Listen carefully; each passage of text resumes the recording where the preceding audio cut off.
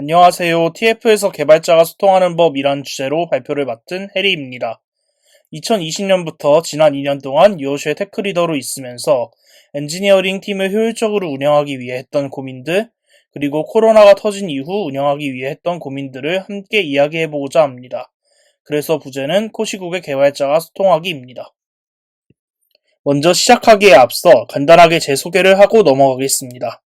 제 이름은 배현빈이고요. 요시에서는 해리라는 닉네임을 사용하고 있습니다. IT대학 소프트웨어학부에 2018년에 입학했고 2학년 마치고 휴학해서 아카 AI라는 회사에서 산업기능 요원으로 근무하고 있습니다. 또 2020년부터는 요슈 엔지니어링 팀 전체를 리딩하는 테크리더로 팀원들의 성장과 효율적인 개발을 위해 고민하고 있습니다. 요슈 개발팀은 크게 4개 파트로 나누어져 있습니다. 커뮤니티의 모바일 앱을 개발하는 안드로이드, iOS 팀과 요슈 메인 페이지, 슝비TI, 점프 등을 개발한 웹 프론트엔드 팀, 그리고 이 모든 클라이언트가 필요로 하는 서버를 개발하는 백엔드 팀까지. 각각의 팀들은 세부 프로젝트에 따라서 같이 협업하며 상황에 따라서는 안드로이드, iOS, 웹 프론트엔드, 백엔드 모든 파트가 하나의 프로덕트를 위해 협업을 진행할 때도 있습니다.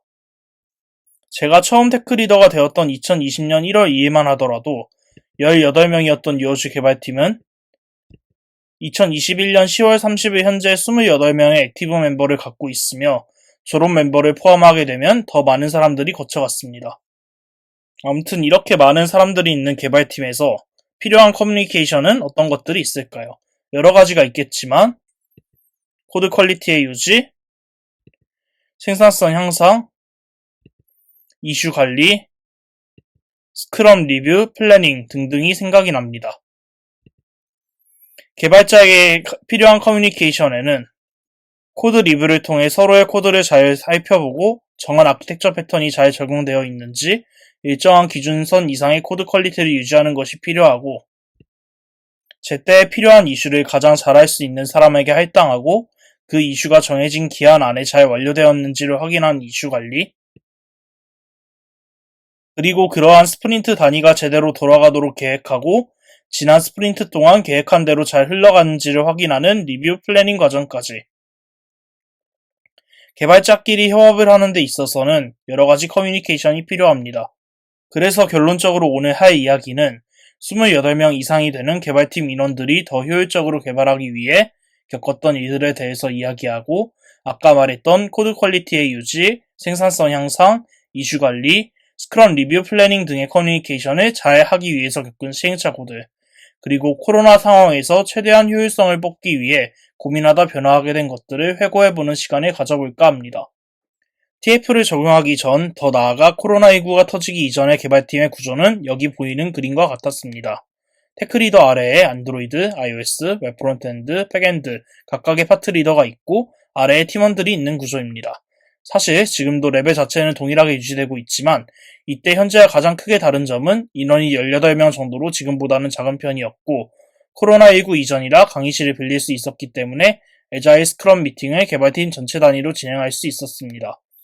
그래서 보통 각 파트별로도 태스크를 점검한 미팅을 갖긴 하지만 그동안 서로 완료된 태스크를 전체 모든 개발팀이 공유하고 기술적으로 내려야 하는 디시전들을 전체 스크럼에서 논의하고 결정함으로써 각 파트들이 공유해야 할 내용을 빠르게 공유하고 앞으로 나아갈 수 있었습니다. 아까 앞에서 애자일 스크럼 미팅이라고 했는데 그럼 그게 무엇일까요? 애자일은 애자일 소프트웨어 개발을 위한 선언, 즉 Manifesto for Agile Software Development입니다.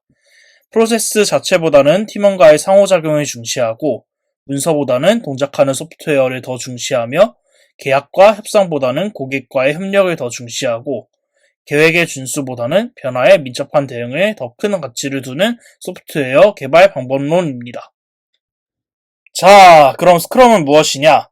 애자일 개발 방법론을 적용하는 데 사용할 수 있는 대표적인 프랙티스가 스크럼입니다. 스크럼은 특정 개발 언어나 방법론에 의존적이지 않고 비즈니스 요구를 충족시키는 데 초점을 맞추기 위해 작은 목표를 짧은 주기로 개발하는 관리 기법입니다. 여기서 짧은 주기란 보통 1주에서 2주 정도를 이야기합니다. 스크럼은 사람들이 효과적으로 성취감을 충족하며 협업할 수 있게 하여 복잡하고 정교한 제품을 생산하는 데 유리합니다. 앞에서 이야기했던 저희가 2019년까지 쓰고 있던 방법론들이 하나하나만 보고 있으면 나쁘지 않습니다. 개발팀 전체가 애자일 스크럼 미팅을 진행해서 서로 다른 파트끼리도 진행 상황을 빠르게 공유할 수 있게 하였고, 각 파트별로 정기 미팅을 통해 지속적인 코드 리뷰로 코드 퀄리티를 높이기 위한 커뮤니케이션을 했고, 정기적으로 강의실을 빌려서 작업을 할 때 서로 다른 파트들이 같이 일할 수 있는 환경을 제공했습니다. 그래서 잘 되었을까요? 아니요. 만약에 잘 되었다면 굳이 세션을 진행하지 않아도 괜찮았을 겁니다. 앞에서 얘기했던 것처럼 뉴어시의 개발팀은 인적, 양적으로 계속 성장하고 있습니다. 개발팀의 커뮤니케이션을 위해 시도했던 것들은 단편적으로는 훌륭했지만 성장의 감에 따라 그 한계도 명확했고 문제도 발생했습니다. 하나씩 살펴보겠습니다. 먼저 처음 직면했던 문제는 전체 미팅을 진행하기엔 인원수가 너무 많아졌다는 것입니다. 사실 전체 인원이 18명일 때에도 모두가 참여할 수 있는 시간을 잡는 것은 쉽지 않습니다. 이제 28명이라는 액티브 멤버의 수는 매주 전체 스크럼 미팅을 진행하기엔 너무 큽니다. 전체 미팅의 가장 큰 장점은 서로 다른 파트 간에 필요한 정보를 빠르게 공유한다는 것에 있습니다. 그러나 한 번에 미팅에 참여하는 사람의 수가 많아지게 되면 대체로 몇몇 말하는 사람들만 말하게 되는 경향이 있기 때문에 아이러니하게도 많은 의견을 수렴하는 데 더 어려움이 생깁니다. 게다가 2020년 2월 초부터 코로나19가 심해지면서 집합금지 명령이 생기기 시작했고 파트별 미팅이든 아니면 개발팀 전체 미팅이든 동아리방이나 강의실을 빌려서 하던 오프라인 미팅이 아예 불가능해졌습니다. 또한 기존에는 하나의 프로덕트 개발 과정에서 필요한 안드로이드, iOS, 웹 프론트엔드, 백엔드 간의 커뮤니케이션을 모가코 시간에 자주 하곤 했었는데 오프라인에서 하던 모가코는 아예 불가능해졌습니다. 이처럼 TF 적용 전에 이어주 개발팀의 커뮤니케이션은 전반적으로 오프라인 정기 미팅에 의존하고 있었고 온라인 기반으로 미팅을 돌리기는 했지만 아무래도 개발 속도나 결정 과정이 많이 느려졌습니다. 그래서 2020년 여름에 여러 리더들과 고민한 결과 개발팀뿐만 아니라 이어주 전체가 각각의 프로덕트나 큰 틀에서의 피처를 기준으로 하는 TF 제도로 운영 방식을 변경하기로 결정했습니다. 여기서부터 이야기해야 할 내용은 2020년 2학기부터 올해 1학기까지 TF 제도로 넘어가면서 온라인 기반으로 커뮤니케이션이 잘 일어나도록 하기 위해 엔지니어링 팀이 겪었던 시행착오입니다. 첫 번째 시행착오는 TF 단위로 정기 미팅을 쪼갠 거였습니다. 앞에서도 이야기했지만 여수 엔지니어링 팀의 인원은 매주 전체 회의를 진행하기에는 너무 커졌습니다. 게다가 온라인으로 회의를 진행하게 된다면 아무래도 참여도가 비교적 더 떨어지기 때문에 처음에 했던 시도는 이러한 모든 미팅을 가장 작은 TF 단위로 쪼갠 거였습니다. 간단하게 보면 기존엔 전체에서 진행했던 애자일 스크럼 미팅을 해당 프로덕트 개발에 참여하고 있는 각 파트별 엔지니어들과 디자이너, PO까지 같이 참여하는 형태로 바꾼 것입니다.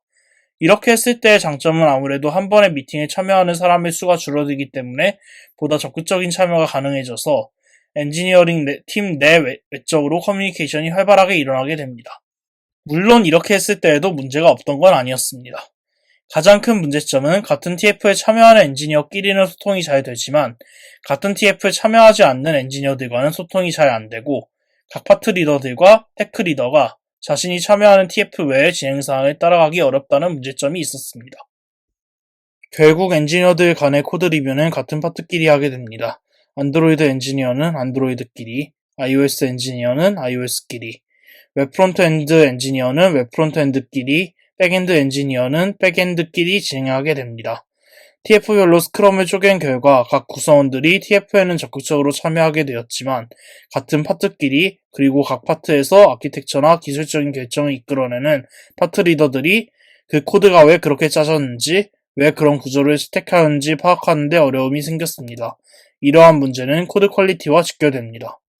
앞에서 말했던 대로 첫 번째 시도는 전체 스크럼 미팅을 TF별로 쪼갠 것이었습니다.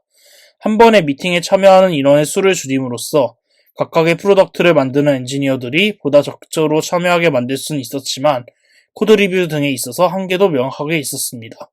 원활한 코드 리뷰를 위해서는 자기가 참여한 TF가 아니라 다른 TF에서 작성된 코드라 하더라도 왜 이렇게 짜였는지, 왜 이런 구조를 선택하게 되었는지 알아야 할 필요가 있습니다. 그래서 두 번째 시행착오는 TF별 스크럼과는 별개로 개발팀 각 파트별로 태스크 미팅을 진행하는 것이었습니다.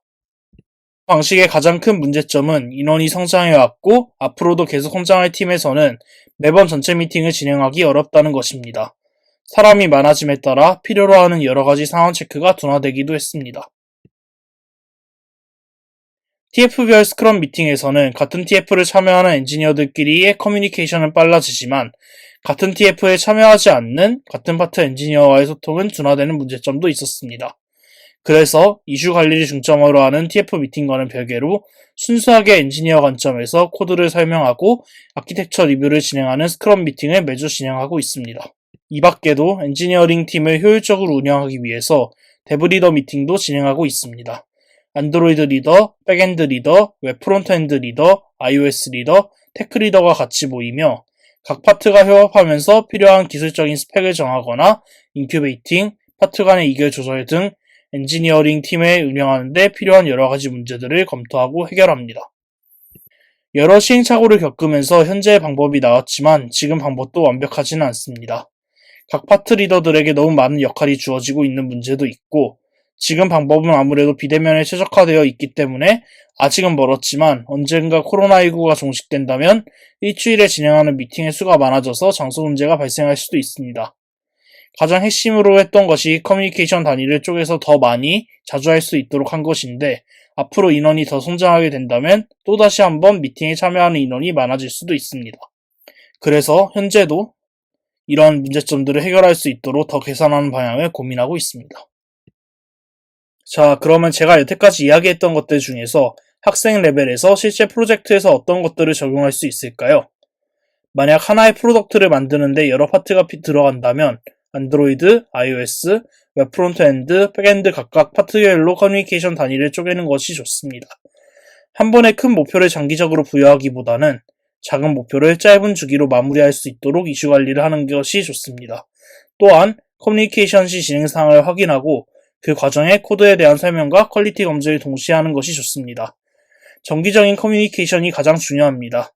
짧은 주기로 애자일 스크럼을 하게 되면 정기적인 커뮤니케이션 일정을 지키게 만들고 잠수를 조금이나마 방지할 수 있습니다. 결론적으로는 많은 사람들이 동시에 하나의 프로덕트를 만들 때 이를 위해 좋은 커뮤니케이션을 가져오는 것은 쉽지 않습니다. 그럼에도 불구하고 여러 시행착오를 거쳐 코로나 시국에도 이를 잘 진행할 수 있는 방법을 찾았습니다. 요시 엔지니어링 팀은 계속 성장하고 있습니다. 앞으로도 이 모든 과정을 함께할 개발자를 찾습니다. 감사합니다.